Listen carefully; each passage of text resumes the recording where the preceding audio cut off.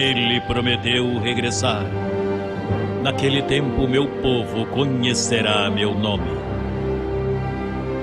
Porque eu mesmo que falo, estarei presente. Diante de nossos olhos se cumpriu o escrito. Os que olharam a ele não serão envergonhados. Logo, veremos sua transformação. Aqui está Jesus Cristo homem.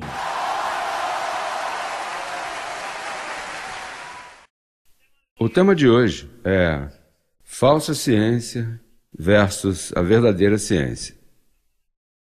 Antes da cruz, houve uma ciência que Paulo chamou de falsa porque não ajudava o ser humano. E então, depois da cruz, há uma verdadeira ciência que Paulo disse, essa aí é a verdadeira ciência, a ciência da fé. Mas vejamos biblicamente. Primeira carta a Timóteo, capítulo 6, versos 20 e 21. Ó Timóteo, guarda o que foi encomendado a ti, evitando as conversações profanas sobre coisas vãs. Quantas coisas vãs escutamos hoje pela TV, nos programas. E os argumentos da falsamente chamada ciência, a qual, professando alguns, se desviaram de quê? A graça seja contigo. A graça seja contigo. Não disse Espírito Santo, não disse Trindade, nem nada. É a graça. E o que é a graça? A verdadeira ciência. Veja o que diz Romanos 8, 3. Lembre que há uma verdadeira graça ou uma verdadeira ciência e uma falsa ciência. E a falsa ciência é a que o mundo conhece. O Ministério Crescendo em Graça é o único ministério no mundo que ouviu a verdadeira ciência. Ou seja, tu és um cientista. Tu tens a verdadeira ciência. E se permites que essa ciência funcione, olha, toda ciência funciona, ela vai funcionar para você. Veja o que diz daquela ciência. Porque o que era impossível para aquela ciência, para a lei, a falsa ciência, a lei de Moisés, com a qual todas as igrejas de hoje vivem, o que era impossível, difícil? Não, impossível. Não se pode, nem tente, porque é impossível. O que era impossível para a lei, porquanto era débil pela carne, Deus, enviando seu Filho, em semelhança, vacina, como uma vacina, em semelhança de carne de pecado, e por causa do pecado, condenou o pecado na carne, para que a justiça da lei se cumprisse em nós, os que não andamos conforme a carne, senão conforme a verdadeira ciência, que é o Espírito. Então, o mundo foi enganado por Pedro, o Vaticano, o primeiro Papa, todo o papado romano, foi enganado porque ocultou de ti a verdadeira ciência. Tremendo crime. É como se alguém desse sua vida por descobrir um antídoto, uma medicina para salvar um ser querido, e isso nunca chegasse, depois que ele deu sua vida, nunca chegasse.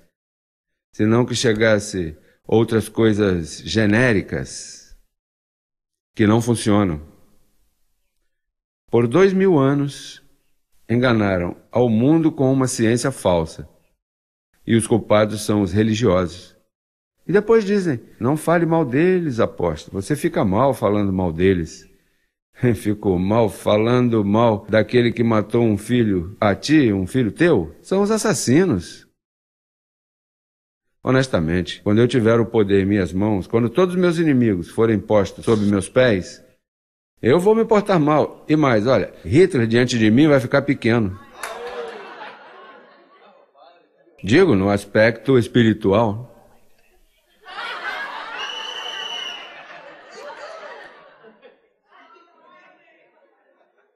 Olha, o dano, sabe? como sofre. Ó, agora mesmo você vê terremotos, maremotos, esses furacões, tudo isso é culpa disso aí. Não estamos falando de maneira leviana. É uma falsa ciência que enganou o mundo. Não está vendo que era um punhado de gente, mas se multiplicou com falsidade. Se multiplicou com falsidade. E então, imagina, o que era impossível para a lei, por quanto era débil, porque tua carne é débil. Se tu és débil, tu não tens remédio. Por isso é que Paulo, em Romanos... Bom, deixa-me ler outros versos mais aqui, peraí. Romanos 10, 2. Porque eu lhes dou o testemunho que eles têm zelo de Deus, mas não conforme... Tu tens zelo de Deus? Essa gente que briga comigo, não, eu sou católico, apostólico, romano, eu amo a Deus, e você vê que eles brigam contra nós, e tem zelo. Essa gente que se opõe a nós tem um zelo tremendo. Não, ele está mal, ele diz que é isso, que tal, ele tem a verdade. Tem um zelo tremendo, mas não é conforme... E se não é conforme a ciência, de que te vale que tu diga que tu estás melhor que eu? Tu dizes que eu não tenho razão, Telegraça, olha aí. Tu que me estás vendo, eu não tenho razão. E tu tens zelo, mas não é conforme a ciência. Não funciona no ser humano. Me perguntam, por que tanta gente te segue? Pergunte-se você. As pessoas não são estúpidas. E nesse ministério muito menos, que aqui não há fanatismo, que não vista isso, não use aquilo, que não vá... Aqui não há fanatismo. Se não há fanatismo, porque as pessoas seguem crescendo e sendo acrescentadas. Alguma coisa experimentam. E o que experimentam? A ciência que funciona em suas vidas. Alguma coisa tem que estar funcionando aí. Eu digo, bom, procure você, investigue o que está acontecendo, que as pessoas gostam disso. Por que é que isso funciona? Pergunte às pessoas que estão ao teu redor. Por que as pessoas têm esse gozo? Tem zelo de Deus. Põe de novo aí. Olha, esses pentecostais que estão por aí falando mal de mim, e eu digo, olha, eu dou testemunho a vocês que eles têm zelo de Deus, mas não é conforme a ciência. De fato, eles não sabem nem do que eu estou falando. Isso para eles, olha, eles veem ciência, são capazes de dizer que eu estou metido na NASA. Devo estar fazendo um curso aí em Cabo Canaveral. São tão brutos, têm a mente tão cerrada, que a pessoa fala de incircuncisão e eles dizem, não, ele está falando daquilo que os meninos usam para fazer xixi. Ou seja, eles pensam que eu estou falando fisicamente, não sabem que isso é doutrinal. Isso aconteceu com os judeus pensam que a circuncisão é o sinal que era feito fisicamente nos meninos. E eles não sabem que isso é um evangelho. O evangelho não tem nada a ver com o físico. O evangelho significa doutrina. A doutrina da circuncisão. Mas é que cada vez se embrutecem mais. E tu enriquecendo mais. Tu mais sábio e eles menos. E mais, você nunca tinha ouvido isso que eu estou falando? Tem gente que diz, peraí.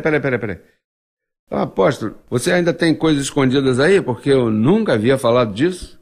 Falsa ciência versus a verdadeira ciência. E é uma ciência, né? E toda ciência que é comprovada tem que ser respeitada. Diz, primeira carta aos Coríntios 13:8, o amor nunca deixa de ser. Mas as profecias, o que acontece? E cessarão o quê? E a ciência o quê? A falsa ciência. Aí está falando de línguas, as línguas o quê? O que diz aí? Cessará o quê? Você já notou que nesse, olha, eu tenho esse dom aí de falar em língua, eu tive por anos. Mas o que aconteceu? Que quando chegou a verdadeira ciência, eu já não falo línguas. Quando um ministério você ouve que todo mundo está falando em línguas, é que está na falsa ciência. Por isso, nesse ministério aqui já não se fala em línguas. Você não vê que a verdadeira ciência é mais profunda do que as línguas? Você não tem que falar em língua desconhecida para edificar-se? Porque antes tu falavas em língua e diz, o que fala em língua se edifica a si mesmo. Edifica a si mesmo como? Tu te edificas quando escutas a graça, a verdadeira ciência. Por isso, quando a graça chega, esse ministério não oram? Nesse ministério não oram pelos demais, não impõem mão, não falam em línguas. Por quê? É que chegou a verdadeira ciência. E a ciência te ilumina. Para que orar por ti? Ora tu. Ora por mim? Não ore nada. E se não sabe orar, para que vai orar?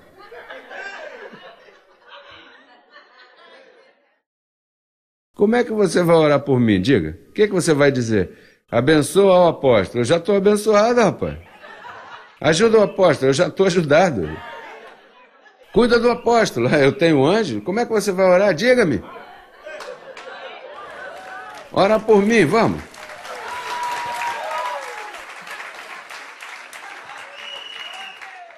Para que orar por ti se tu não necessita de nada? Tu estás completo. Aqui já estamos orados, abençoados, completos. A verdadeira ciência faz isso.